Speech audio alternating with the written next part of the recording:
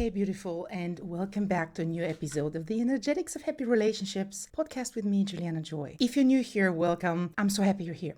This is a space where we go really deep into the dynamics between you and your man so that you can create a relationship that actually feels balanced, connected, and safe. And today's episode is a little bit different because I want to talk about something that I don't always say directly. Today, we're going to be talking about why men pull away, the unfiltered edition. And before we start, I just want to say this. This is not about putting the blame on us women. And this is not about saying, oh, we women are doing wrong and we're responsible for this entire rupture we're experiencing. No, this is not the case. It is just about giving you awareness. Out of 6+ years, I have been doing this, specifically helping women reconnect their relationships. And I want to give you the essence of what I have seen and what I have been through myself. Why? Because only through awareness, you can actually shift the right thing once you recognize it in yourself. Okay, so let's dive in. I want you to imagine something right now. Imagine you're dating a man. You're exclusive. You're not living together yet. In reality, maybe your situation is different, but now I want you to imagine this. And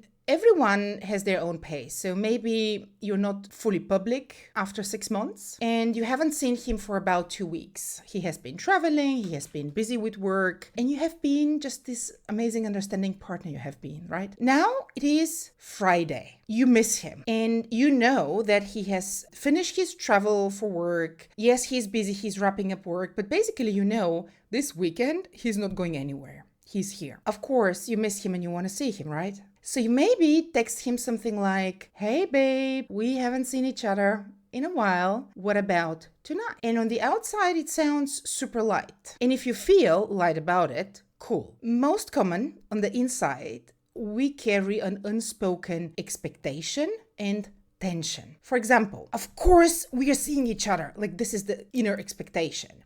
Of course, he's going to come over. I haven't seen him. He was traveling. Now it's time. Sure, he's going to do that. This is what happens or similar. And imagine he's going to reply something like, yeah, let me just finish the work and I'll call you later. Just imagine this. And you're like, okay, perfect. I'm excited. So you are looking forward to it. Maybe you even start thinking of what you're going to wear, what is his favorite beer, do you have enough beers at your home, and so on. And now it gets to Friday afternoon. You check your phone, nothing. You're about to finish work now, still nothing. You go to the store, maybe even you get those beers that you know he likes and the snacks and all of that. And you prepare. Your mind is preparing. Your evening is dedicated to your boyfriend, obviously. And it gets to 6 p.m. on a Friday night and there is still no message. Now, pause for a second and I want you to really feel into how does that feel? If this was really you in a real situation, what's happening inside you in that moment? Are you calm? Do you start to feel nervous? A little tight in your chest? Maybe disappointed? Maybe sad? Maybe angry? Your mind starts to go, why hasn't he texted?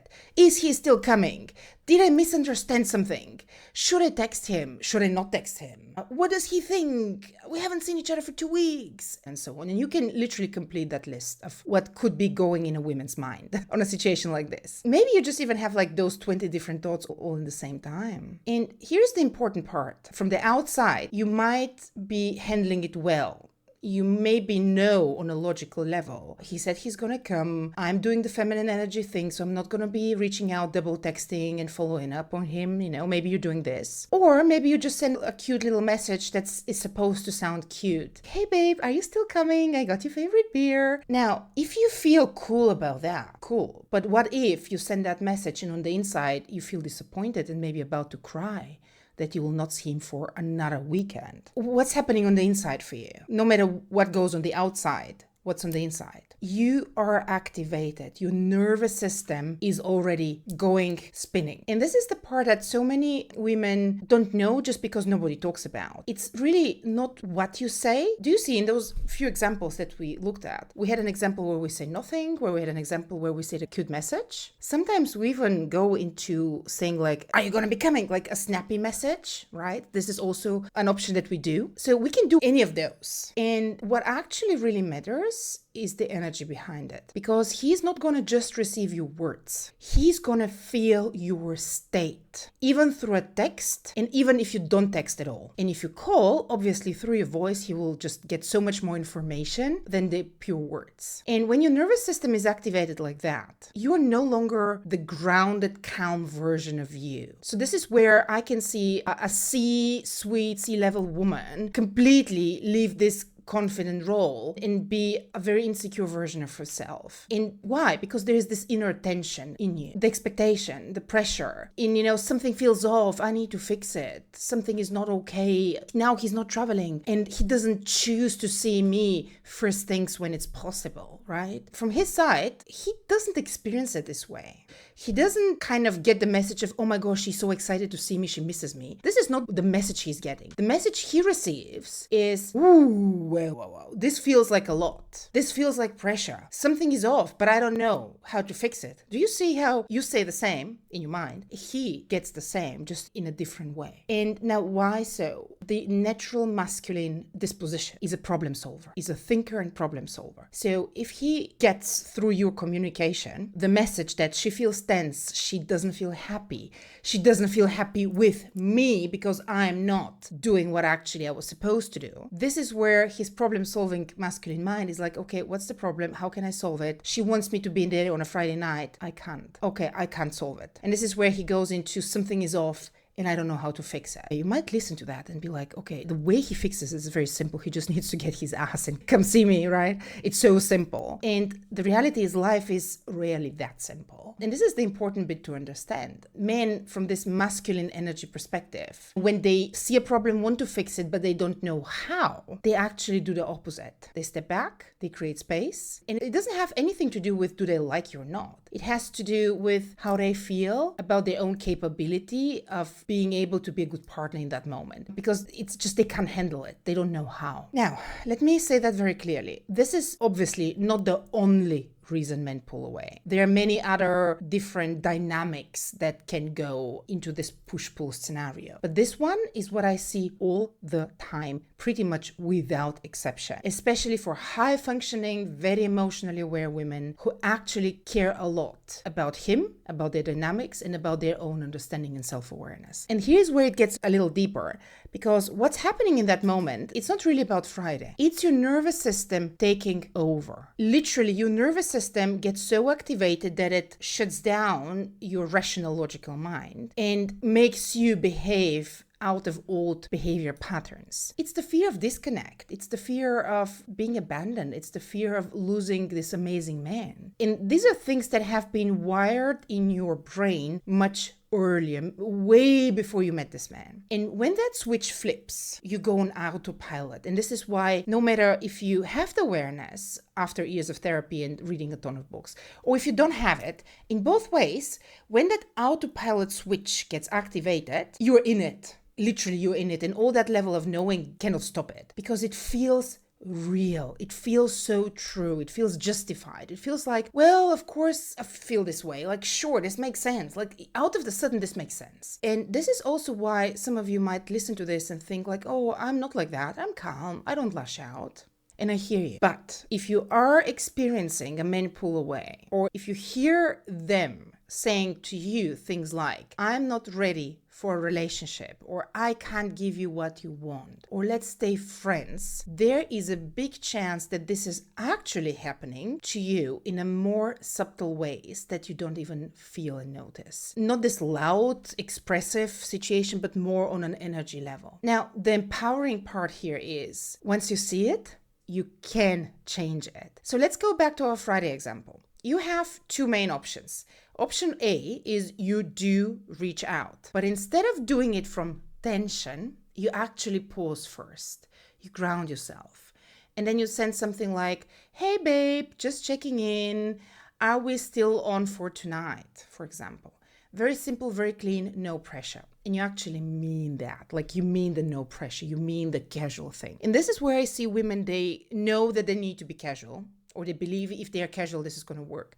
But when there is this disconnect between what they're trying to embody and show and what actually is going on underneath, this is where we have that miscommunication. This is why everything I teach it on the deeper emotional level, the energetic level, and then the communication level. And those three, they need to be aligned in order for you to send a clean message to your man. Otherwise, you can imagine it like he's listening to 3 different radio stations at the same time, and this can be very confusing to them. And the other thing is, inside the Bring Him Closer experience, which is my 6-month program, our primary focus is to give you the skill set of being able to ground yourself when you notice that switch gets activated. It's a pure skill set to be actually able to stay present in the moment. And when you say, hey babe, just checking in, are we still on for tonight? That you really mean it. And then you take the actual energetic pressure away of that. Now, imagine what he's gonna say. He might say, hey, honestly, I'm exhausted. Can we do tomorrow? Now,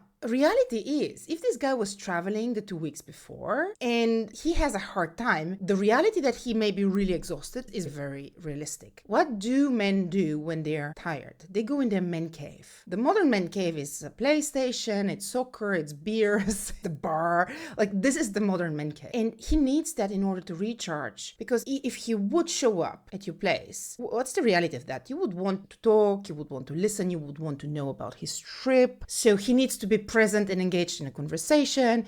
He needs to be intimate with you. Maybe he has just no energy for that. And he maybe just don't have the capability to do it and needs a night to recharge. Now, they rarely are actually able to voice that in that detailed way. They usually say, well, I'm exhausted. Can we do tomorrow? Or I'm just exhausted. I'm just going to check in tomorrow. This is like the typical what you're going to get from a man. And the thing is, if you are grounded and all those different older, deeper setting triggers are not activating your nervous system, you will actually hear what he says, which is, hey, babe, I am exhausted. Can we do tomorrow? And you will be like, yeah, sure, no worries. Rest up. We're going to see tomorrow.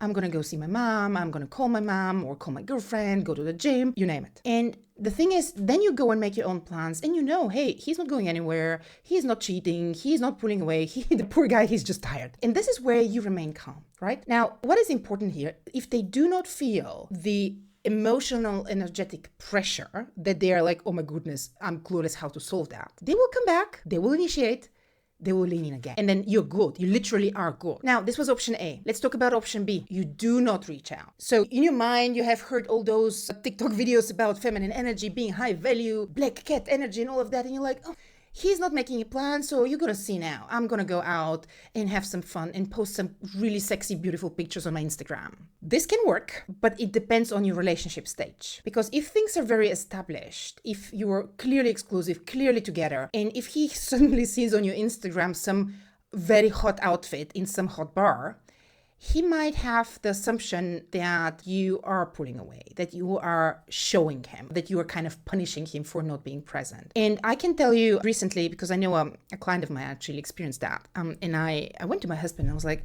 just imagine if you would be super tight on a Friday night and I would just call another mom from the kindergarten and we would go for drinks. How would that go with you? And he was like, this is not going to go well with me because what you're doing is you're showing off, like you're trying to punish me or to teach me something. And this is what I would actually not be fancy, not be happy about that. This is where communication matters a lot. And even if we're not communicating, you are communicating in different ways. Does that make sense? They get the information package, which is the unspoken one. And this is where literally the problem of, oh, wait a minute, I'm supposed now to calm her down emotionally. She's really pissed at me.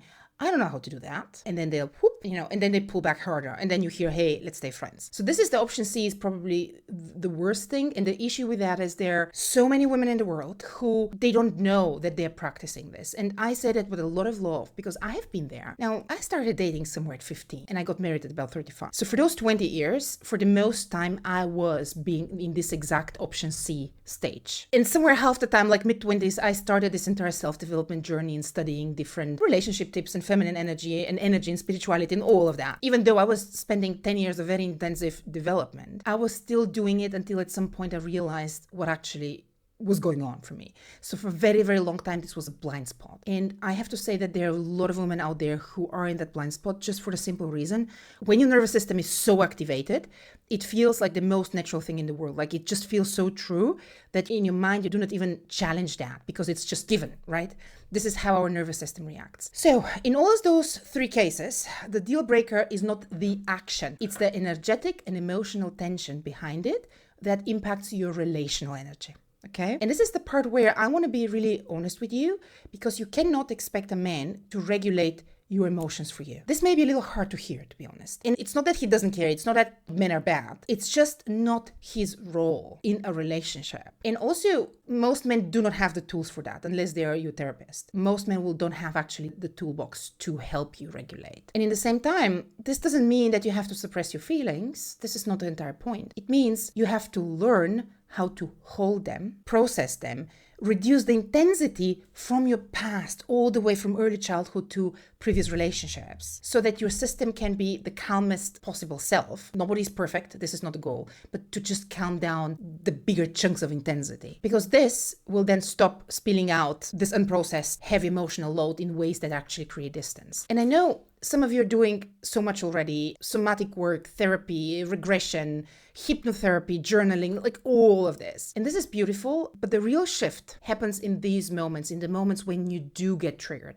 On a Friday night when he didn't follow up on the plans, when it is happening live. And this is where everything changes. So if this episode so far stirred something in you, I want you to take this gently, please, as awareness. Because there is a part of you that already knows this deep down. And that part is the one that is going to help you have the happy relationship you want. This is the part you want to grow and develop. And I'm really proud of you for even being here listening to this so far, because this is not surface level work. This is really deep. And even if I look back into where I was in my 20s, maybe even early 30s, I would have had a hard time listening this and comprehending it. You know, my nervous system would completely snap back, shut down, be like, what the heck are they talking about? This is not about me. I would have been there, my younger self. And that's why you just listening is already amazing. So I'm celebrating you for this. And if something resonated, please do message me either per email or in our Instagram. Share your thoughts on that, share your experience, share what you reflected about yourself out of that episode. I would love to hear that. And P.S. If you have a girlfriend who maybe is going through something similar, who maybe is going through a man pulling away and she doesn't know why the hell, please forward this episode to her, because this might entirely change the way she thinks about relationships, the way she sees the dynamics, and it might change the way she shows up in her relationship. So this could be really a great gift from a friend to friend. And I will see you in the next episode. Bye bye for now, darling.